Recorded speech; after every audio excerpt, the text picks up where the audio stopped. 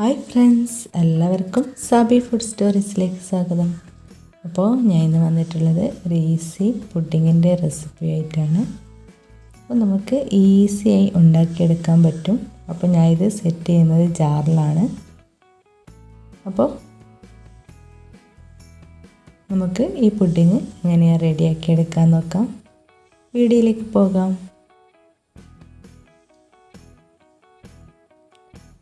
ഞാനിവിടെ ഫിയോണേൻ്റെ ക്രീമാണ് എടുത്തിട്ടുള്ളത്, വിപ്പിംഗ് ക്രീം. അപ്പോൾ നമുക്ക് 250 മെസറിംഗ് കപ്പിൽ 3 കപ്പ് ക്രീം എടുക്കുന്നുണ്ട്. അപ്പോൾ നിങ്ങൾ എത്ര ക്വാണ്ടിറ്റിയിലാണ് ഉണ്ടാക്കുന്നത് അതിനനുസരിച്ച് ക്രീം എടുക്കുക.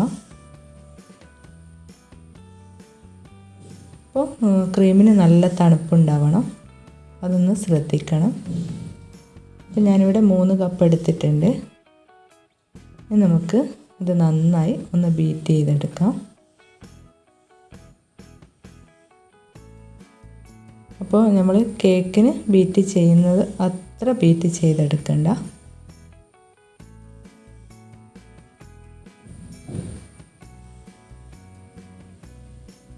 അപ്പോൾ നമുക്ക് ഈ ഒരു പരുവത്തിലാണ് ബീറ്റ് ചെയ്തെടുക്കേണ്ടത്. അപ്പോൾ ഇതിവിടെ റെഡി ആയിട്ടുണ്ട്. ഈ ഒരു പാകത്തിന് ബീറ്റ് ചെയ്തെടുത്താൽ മതി.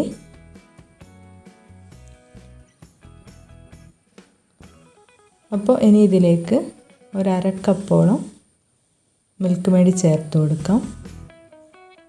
അപ്പോൾ നമ്മളെ ഫിയോണേൻ്റെ ക്രീമിൽ നല്ല മധുരമുണ്ട്, പിന്നെ കുറച്ച് ടേസ്റ്റ് കിട്ടാനാണ് മിൽക്ക് മേഡ് ചേർക്കുന്നത്. മിൽക്ക് മേഡ് ചേർത്ത് നന്നായി ഒന്ന് മിക്സ് ചെയ്യാം. ഇനി ഇതിലേക്ക് ഡെസിക്കറ്റ് കോക്കനട്ടാണ് ഇട്ടെടുക്കുന്നത്. 1/2 കപ്പ് കോക്കനട്ട് ഇട്ട് കൊടുക്കുന്നുണ്ട്.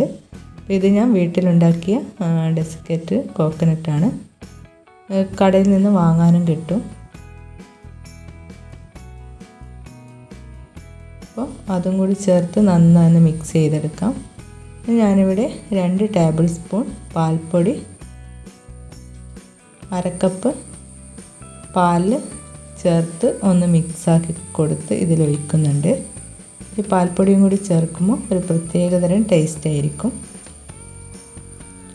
അതും കൂടി ചേർത്ത് നന്നായി ഒന്ന് മിക്സ് ചെയ്തെടുക്കാം.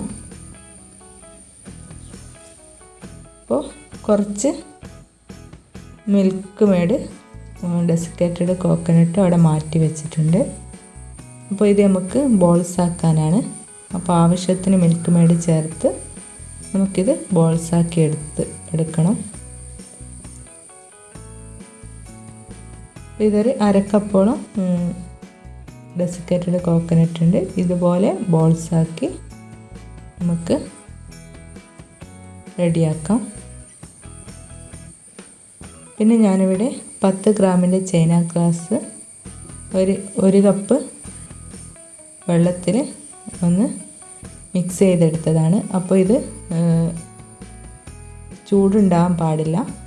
അപ്പോൾ ഇതിലേക്ക് ചേർക്കുമ്പോൾ ചൂടുണ്ടാകാൻ പാടില്ല, എന്നാൽ തണുത്ത് പോവുകയും ചെയ്യും. അപ്പോൾ അത് സെറ്റായി പോവും. അപ്പോൾ ഇത് ഇളക്കിക്കൊണ്ടേയിരിക്കണം, അപ്പോൾ സെറ്റാവില്ല.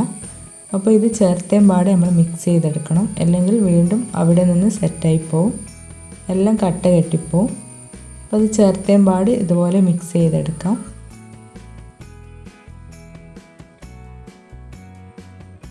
അപ്പോൾ അതും അവിടെ റെഡിയാക്കി വെച്ചിട്ടുണ്ട്. ഞാനിവിടെ കുറച്ച് ബദാം എടുത്തിട്ടുണ്ട്.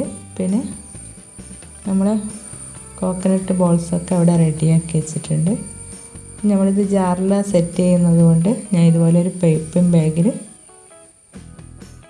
ഇത് ഒഴിച്ച് കൊടുക്കുകയാണ്, ഈ ക്രീം മിക്സ്. ഇനി നമുക്ക് ജാറിലേക്ക് ഇട്ട് കൊടുക്കാം. അപ്പോൾ ഈ ഒരു ജാറ് 2 പേർക്ക് കഴിക്കാം.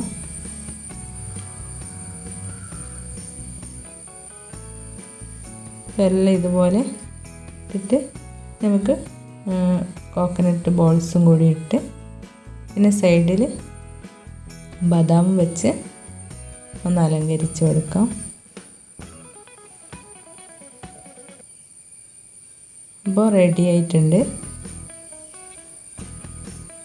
അപ്പോൾ ഇതുപോലെ എല്ലാം ഒന്ന് റെഡിയാക്കി എടുക്കാം.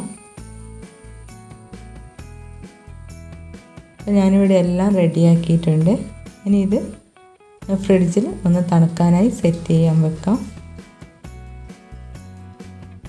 അപ്പോൾ ഇത് നന്നായി ഇവിടെ തണുത്ത് വന്നിട്ടുണ്ട്. അപ്പോൾ ഞാനിത് വെഡ്ഡിങ് ആനിവേഴ്സറിക്ക് ഉണ്ടാക്കിയ ജാർ പുഡിങ്ങാണ്. നമ്മൾ മിൽക്ക് മേഡും പിന്നെ പാൽപ്പൊടിയൊക്കെ ചേർത്തതുകൊണ്ട് നല്ല ടേസ്റ്റാണ് ഈ പുഡിങ്ങിന്. അപ്പോൾ ഈ ഒരു രീതിയിൽ നിങ്ങൾ പുഡിങ് ഉണ്ടാക്കിയിട്ടില്ലെങ്കിൽ തീർച്ചയായും ഉണ്ടാക്കി നോക്കുക. നല്ല പുഡിങ് റെസിപ്പിയാണ്, നമുക്ക് പെട്ടെന്ന് ഉണ്ടാക്കിയെടുക്കാൻ പറ്റും. പിന്നെ നമ്മൾ ചൈന ഗ്രാസ് മെൽട്ടാക്കി അത് തണുക്കാനായി വെക്കണം. പക്ഷേ തണുക്കുമ്പോഴേക്കും അത് സെറ്റ് ആവാനും പാടില്ല. ഈ ഒരു കാര്യം ശ്രദ്ധിച്ചാൽ മതി. അപ്പോൾ എല്ലാവരും ഉണ്ടാക്കി അഭിപ്രായം കമൻറ്റ് ബോക്സിലൂടെ അറിയിക്കുക. അപ്പോൾ എപ്പം പറയുന്നത് പോലെ തന്നെ എൻ്റെ വീഡിയോ ഇഷ്ടമായാൽ ലൈക്ക് ചെയ്യുക. വീഡിയോ ആദ്യമായി കാണുന്നവരാണെങ്കിൽ സബ്സ്ക്രൈബ് ചെയ്യുക. അപ്പോൾ അടുത്തൊരു നല്ല റെസിപ്പി ആയിട്ട് വരുന്നതായിരിക്കും. അതുവരെ ബൈ ബൈ.